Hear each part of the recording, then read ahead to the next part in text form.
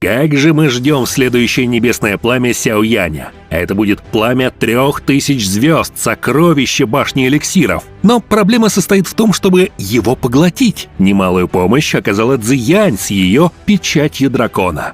Но что более важно, пламя 3000 звезд связано с ее кланом. В действительности оно было выращено драконами пустоты очень-очень давно, когда пламя 3000-летий еще пребывало лишь в начальной форме. Прародитель клана драконов пустоты обнаружил его. Однако тогда оно было все еще очень слабым, поэтому прародитель оставил на нем печать дракона. Вот почему нынешнее пламя 3000 звезд принимает форму дракона их клана. Но, к счастью, этот прежний владелец полностью утратил контакт с пламенем, иначе его точно было бы невозможно подчинить. Сяояню очень повезло, поскольку печать, оставленная предком Цзиянь, могла помочь ему подчинить пламя. Цзиянь с помощью крови древнего дракона пустоты высекла печать на руке Сяояня. Она нанесла на его ладонь символ в виде дракона, ту самую печать, которая могла помочь ему в будущем. Этот символ активируется, если поместить каплю крови на лоб горящего пламени. План Зала Душ состоял в том, чтобы захватить пламя 3000 звезд.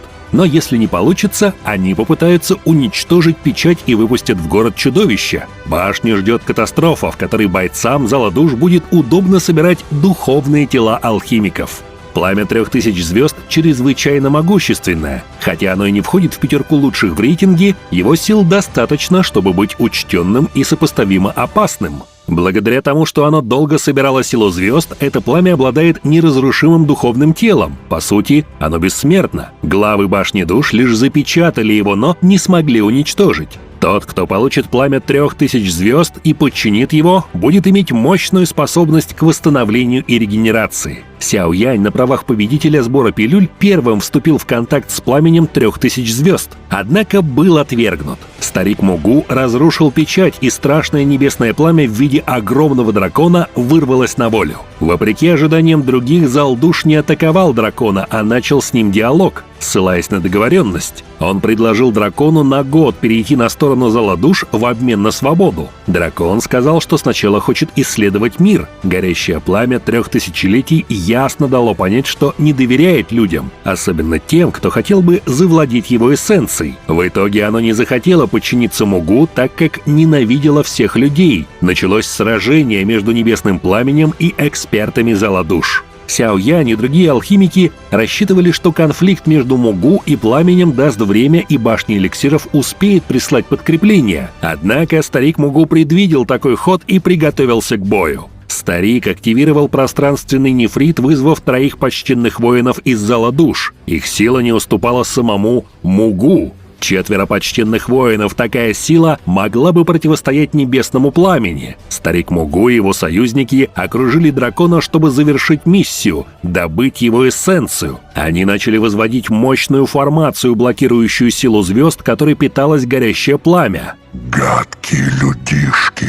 Дракон понял коварный замысел Мугу. Эксперты Зала Душ активировали небесную тюрьму 10 000 душ, которая должна была окончательно подчинить пламя. Сопротивление дракона заставило почтенных воинов отступить. Страшный жар небесного пламени навредил даже им. Когда они посмотрели на свои руки, то отметили, что они наполовину обуглились. Значит, я и правда недооценил мощь этого зверя. Даже объединенные усилия всех почтенных воинов не принесли преимущества в атаке на дракона. Старик Мугу глубоко вдохнул и решился на крайние меры. Тюрьма жизни души – это финальный метод почтенных старейшин Зала Душ. Эта техника связывает напрямую их души. Если цепь будет повреждена, то и души получат весьма приличные повреждения. Поэтому они не хотели использовать эту технику до тех пор, пока не останется выбора. Сяоянь увидел, как тело дракона оказалось связанным 4 цепями. Залу Душ удалось подавить горящее пламя 3000-летий. Сяоянь невольно задержал дыхание. Объединенные силы 4 почтенных воинов не стоит недооценивать. Когда дракон практически не мог уже сопротивляться, старик Мугу решился забрать его эссенцию пламени. Но когда он приблизился к голове дракона, то получил мощный удар. Он яростно заревел и отлетел назад.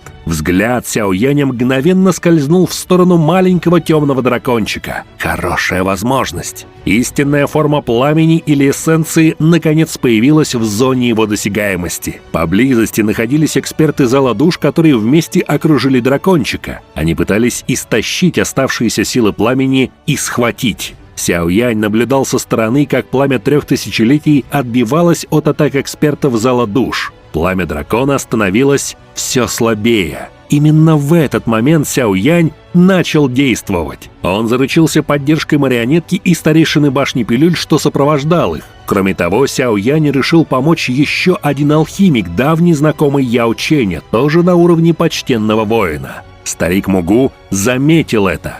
Сяо Янь, да ты смерть ищешь! Но пока все были заняты сражением, Сяо Янь уже повернулся в сторону звездного пламени. Оно уже заметно потускнело, но подпитывалось силой звезд. Пламя на его теле постепенно возвращало свою былую плотность. Ну что, бессмертное пламя? Сяо Янь испытал восторг. Именно по этой причине пламя 3000-летий называлось бессмертным. Оно постоянно поглощало силу звезд и таким образом постепенно восстанавливало свои силы. Вот почему с ним так сложно разобраться. Чтобы помешать этому, Сяо Янь образовал своего рода сферу, заключая пламя звезд внутри изолированного пространства. Как только нефритовое пламя появилось, дракон изъявил желание поглотить его и стать сильнее. Но уже с ослабленным пламенем 3000 звезд Сяо Янь мог потягаться. Его пламя противостояло звездному пламени. Сяо Янь в удачный момент бросил бутылку с ледяной эссенцией, на время задержав пламя. Когда дракончик пришел в норму, Сяо Янь уже оказался прямо над его головой. Он достал другую нефритовую бутылку и бросил в лоб дракончика. На лоб горящего пламени попала капля темно-золотой крови. Сам дракон застыл в этот момент. Его глаза стали выражать замешательство, на его лбу появилась странная печать. Судя по рисунку печати, она в точности совпадала с печатью Цзиянь. Печать дракона. Сяо Янь обрадовался, когда узнал символ на лбу пламени 3000 звезд. Теперь все зависело от Сяо Яня. Но справится ли он, не помешает ли ему старик Мугу и 3 почтенных воинов зала душ? Это будет непростое столкновение, ведь все только начинается. Большое спасибо за просмотр. Напишите в комментариях, ждете ли вы этот момент в аниме. Подписывайтесь на канал, ставьте лайк и всем пока!